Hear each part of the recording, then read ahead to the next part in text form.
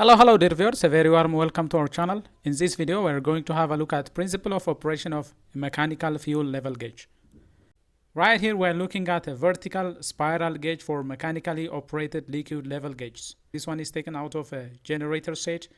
The gauge is mounted vertically from the top of the tank. So as the fluid level changes, the float follows the change and uses this coupling to transfer that motion from the float to the needle.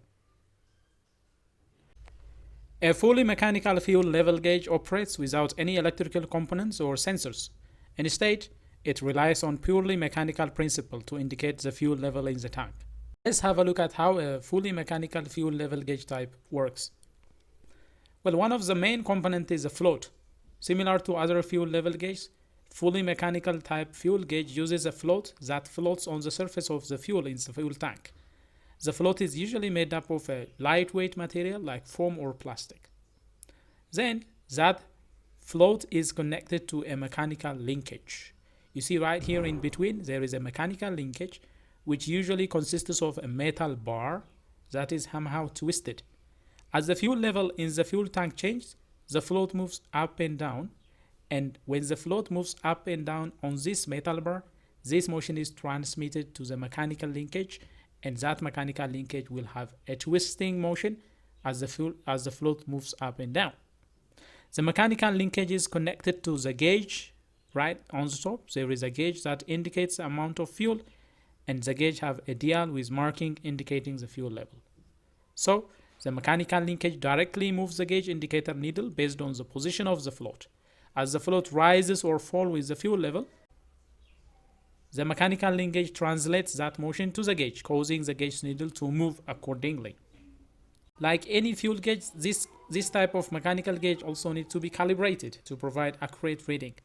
The calibration process involves, if you are installing this kind of fuel gauge on a separate tank, you have to empty the tank, then make the gauge read empty, and then mark the empty part as E, and then when the tank is full, you mark the needle position as full, and then you divide the place in between equally, indicating how much fuel is estimated left inside the fuel tank. Some gauges have adjustable calibration setting to account for variations in tank size and shape. It is important to note that fully mechanical type fuel gauges may have limitations compared to their electrical or electronic ones. They may not provide precise or real-time fuel level reading, and their accuracy can be affected by factors such as motion of the fluid inside the fuel tank. If there is oscillation, then reading accuracy might be off, and if there is also change in temperature, if the fuel temperature changes, reading might somehow be inaccurate. As with any specific mechanical gauge, it's always advisable to consult manufacturer's instruction on how to install and how to calibrate and how to maintain also. This is a very simple to construct and a dependable type of fuel gauge indicator. This is usually installed on generators with a stationary fuel tank. It will tell you the amount of fuel that is supplied inside the fuel tank. And as we have mentioned earlier, it is not an exact value, but it is a rough estimate.